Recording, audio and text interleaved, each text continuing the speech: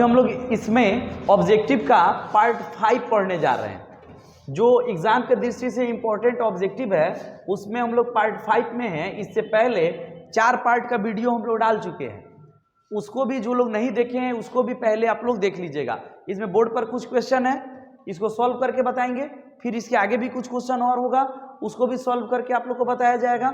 और पहले वाले भी पार्ट में कुछ क्वेश्चन है जिसको सॉल्व करके अच्छा से समझाया गया, एक्सप्लेन किया गया है। अगर आप लोग एक क्वेश्चन समझते हैं तो उससे आप लोग रिलेटेड जितना क्वेश्चन आएगा एग्जाम में वो बना सकते हैं, क्योंकि इसको बहुत अच्छा ढंग से एक्सप्लेन करके समझाया जा रहा है। जो लोग पहले बार अगर वीडियो देख रहे हैं उन लोग कोशिश करेंगे कि इसमें 4 पार्ट जो पहले से है 1, 2, 3 उसको आप लोग देख लीजिए।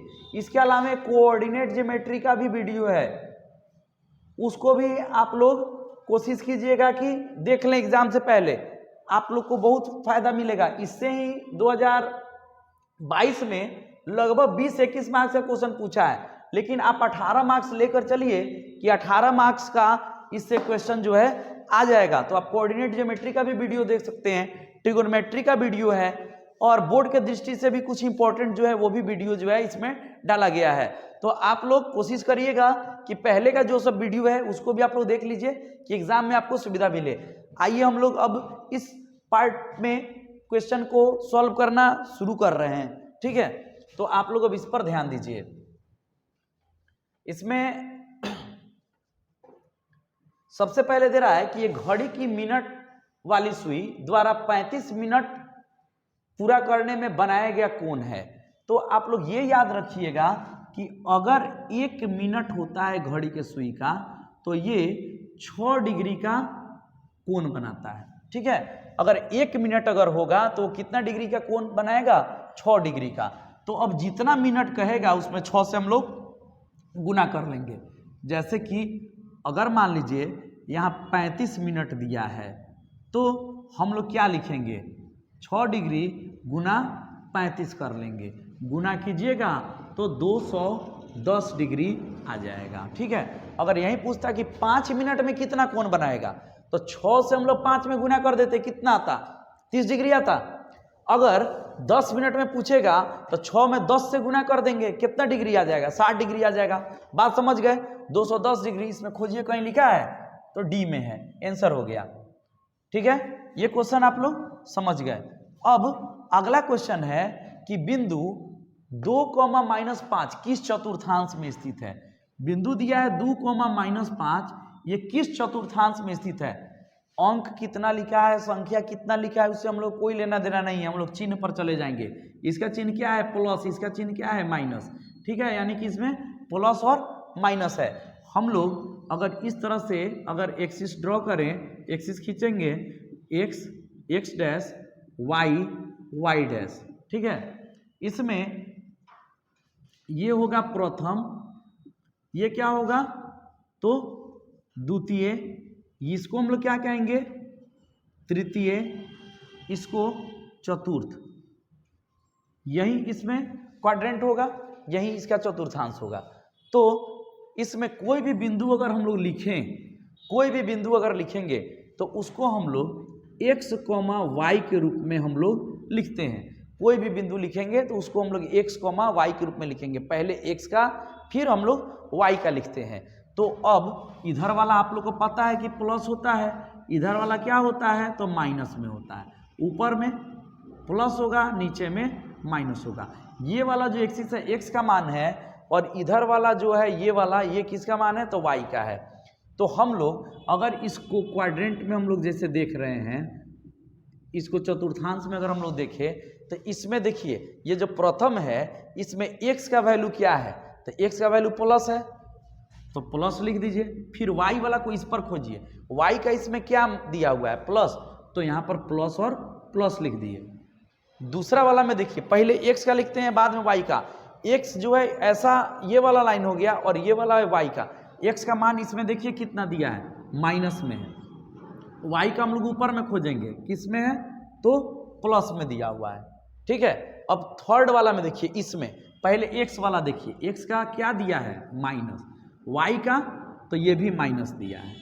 अब फोर्थ वाले में जाइए, फोर्थ में पहले x का देखिए प्लस, फिर y का देखिए माइनस। तो अब इसमें हम लोग ये चिन्ह याद कर लेंगे कि किस क्वाड्रेंट का चिन्ह जो है कौन सा होगा। तो जैसे कि हम लोग Q1 यानी कि फर्स्ट क्वाड्रेंट का अगर हम लोग देखें तो इसका चिन्ह क्या आया प्लस प्लस। सेकेंड क्वाड्रेंट को अगर हम लोग देखें तो सेकेंड क्वाड्रेंट का साइन क्या आया माइनस प्लस। अगर हम लोग थर्ड क्वाड्रेंट में चले जाएं तो थर्ड क्वाड्रेंट का साइन क्या होगा माइनस माइनस।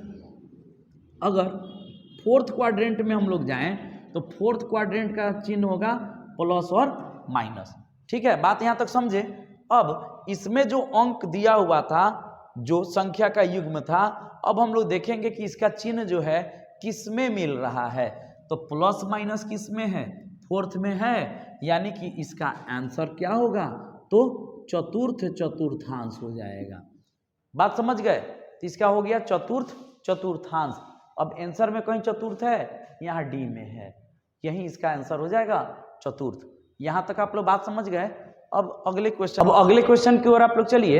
ये बहुत अच्छा क्वेश्चन है, इंपॉर्टेंट क्वेश्चन है, और इसमें हो सकता है कि कोई अगर ऑब्जेक्टिव सिलेक्ट करने जा रहा है 100 में 50 ऑब्जेक्टिव, तो उसमें इस क्वेश्चन को देखकर ही लोग छोड़ देगा, कहेगा कि बहुत भारी है ये बनेगा नहीं, तो देखकर भी लोग छोड़ देगा और दूसरा क्वेश्चन सेलेक्ट कर लेगा। और कोई बनाने जाएगा तो इसमें हालत खराब हो जाएगा, वो बहुत लेट करने लगेंगे। ऑब्जेक्टिव इसको सॉल्व करने के लिए देखिए एकदम आसान तरीका है, जो हम लोग का कोऑर्डिनेट ज्योमेट्री का पूरा वीडियो देखे हैं उनके लिए ये कुछ भी नहीं है, एकदम आसान है। इसमें क्या कह रहा है कि y अक्ष से दूरी है, ठीक है, y अक्ष से दूरी। तो आप लोग को बताए हैं कि ऐसे जनरली मतलब x और y जो होता है उसमें x को भुज कहते हैं और y को क्या कहते हैं तो कोटि, ऐसे हम लोग कहते हैं। ठीक है, मतलब जो पहले वाला होगा भुज, बाद वाला कोटि।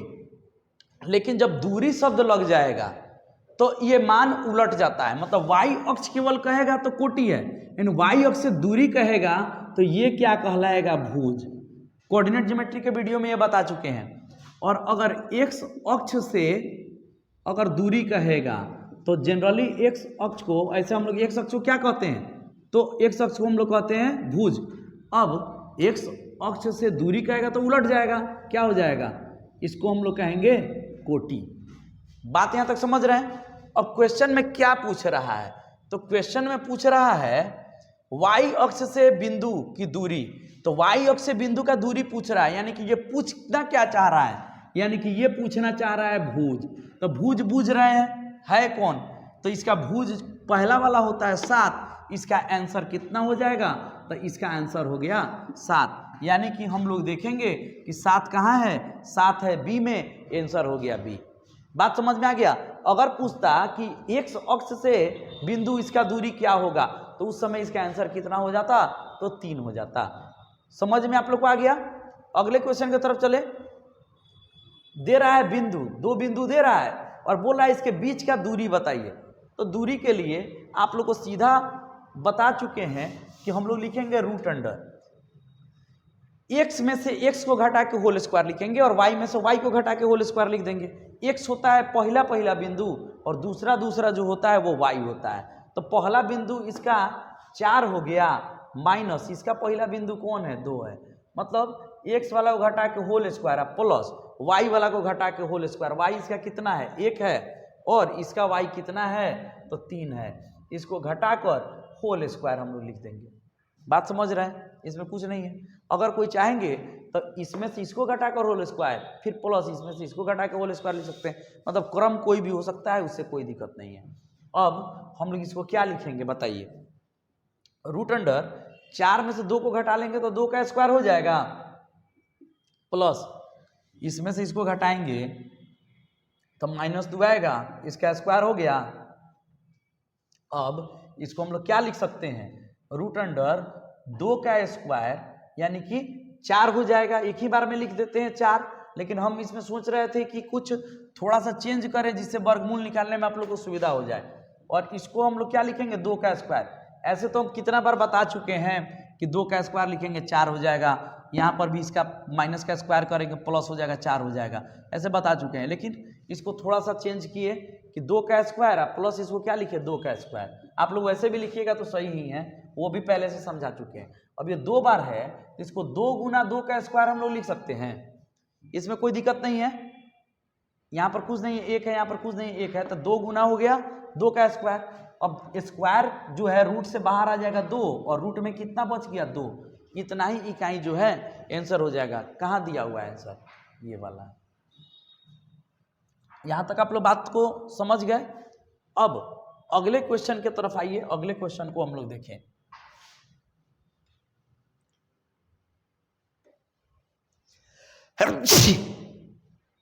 अब अगला क्वेश्चन है इसमें कि कोसेक स्क्वायर थीटा,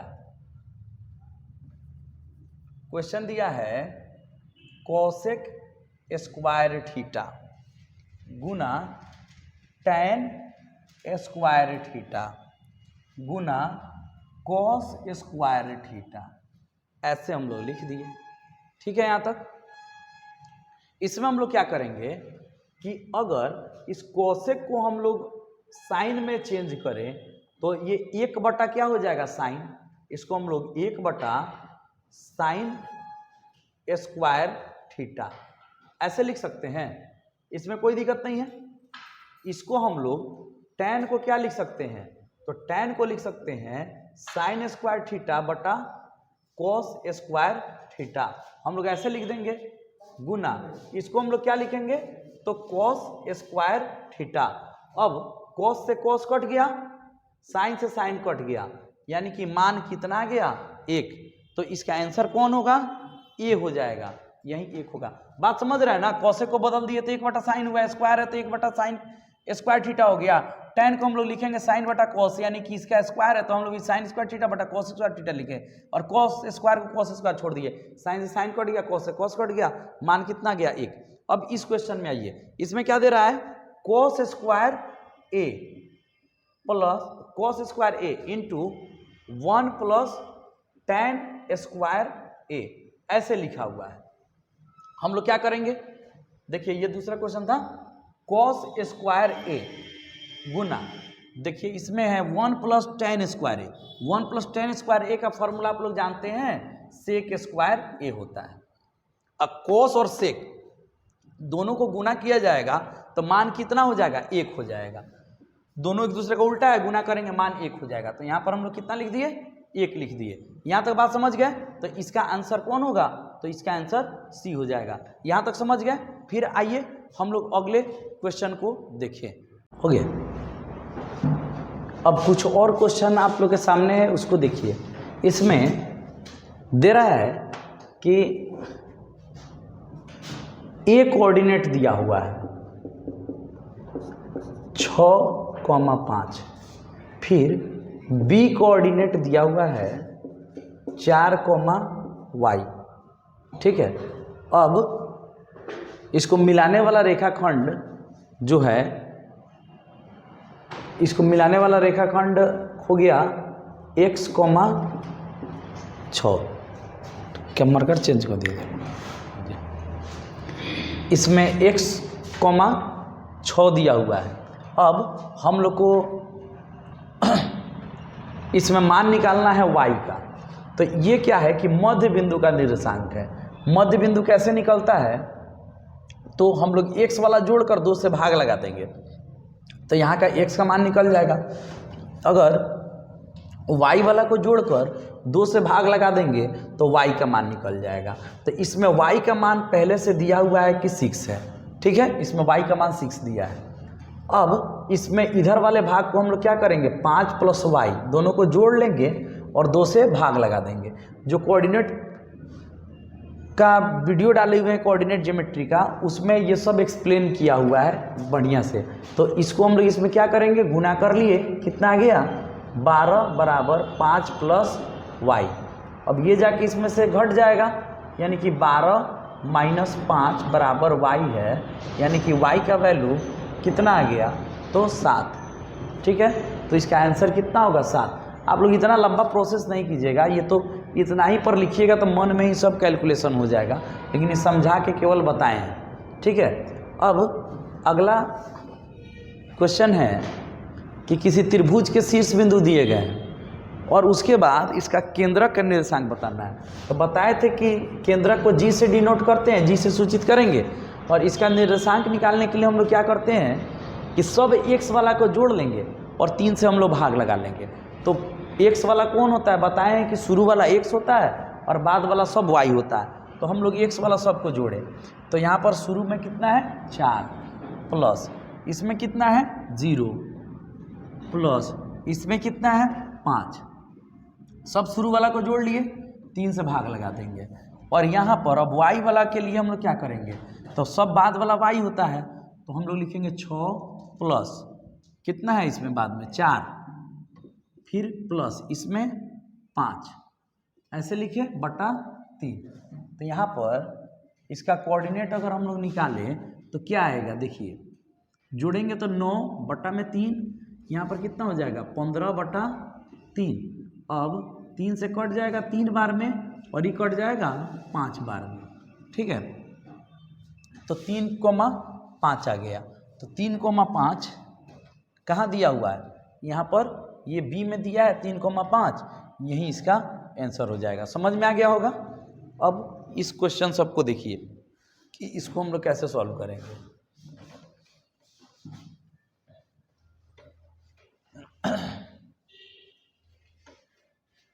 अब इसमें दिया है कि 2 समरूप त्रिभुज है ABC और DEF, 2 समरूप त्रिभुज है, उसका दोनों का परिमाप दिया है और AB दिया हुआ है, हम लोग को DE निकालना है, यही है। तो आप लोग एक थ्योरम जानते हैं कि अगर ये 2 त्रिभुज है ABC और त्रिभुज हम लोग लिख दिए DEF, ये 2 त्रिभुज लिख दिए, तो इसमें क्या होता है कि इसका परिमाप और इसका परिमाप का अनुपात, मतलब दोनों त्रिभुज अगर समरूप है तो दोनों त्रिभुजों के परिमापों का अनुपात संगत भुजाओं के अनुपात के बराबर होता है। यानी कि हम लोग लिख सकते हैं त्रिभुज ABC का परिमाप बटा त्रिभुज DEF का परिमाप, ऐसे हम लोग लिखे,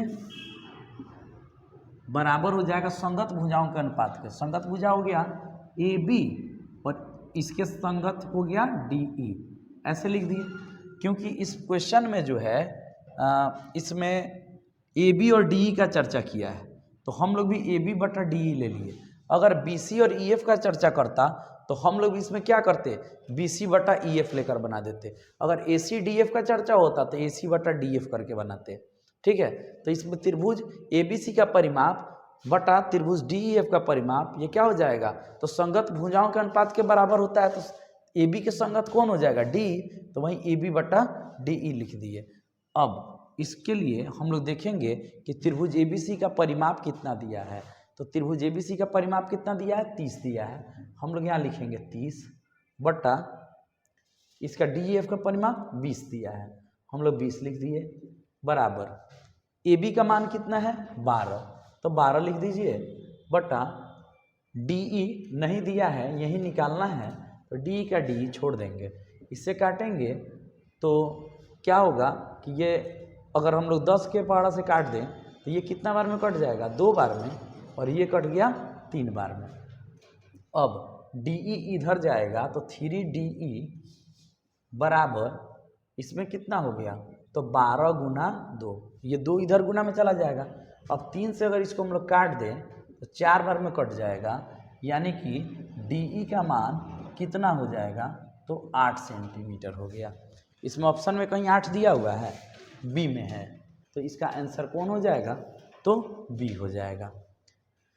यहाँ तक ये बात समझ गए। मतलब कि इसमें क्या होता है, ये थ्योरम है कि त्रिभुज जो होगा, 2 समरूप त्रिभुज होगा तो उसके परिमापों का अनुपात संगत भुजाओं के अनुपात के बराबर होता है। तो हम लोग इसको उसी थ्योरम के आधार पर सॉल्व कर लिए। अब हम लोग अगले क्वेश्चन की तरफ हम लोग चलते हैं। अगला क्वेश्चन है कि किसी बाह्य बिंदु P से वृत्त पर PQ और PR 2 स्पर्श रेखाएं हैं। पी क्यू का मान दिया है, मतलब एक स्पर्श रेखा का मान दे दिया है, तो दूसरा का पूछ रहा है।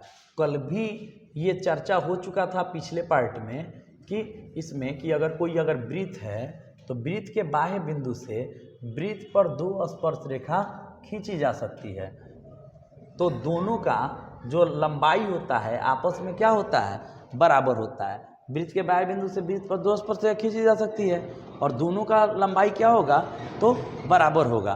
तो यहाँ पर कोई P बिंदु लिया है, Q है और R है, तो इसमें क्या कह रहा है कि PQ का मान कितना दिया हुआ है, तो 6 सेंटीमीटर दिया है। तो हम लोग का इसका मान पूछ रहा है PR का मान की क्या होगा, तो दोनों का लंबाई जब आपस में बराबर होता है, ये 6 है तो ये भी कितना हो जाएगा, 6 सेंटीमीटर, यानी कि आंसर होगा C। यहाँ तक आप लोग इस बात को समझ गए। फिर हम लोग अब अगले पार्ट में कुछ नए ऑब्जेक्टिव के साथ मिलेंगे।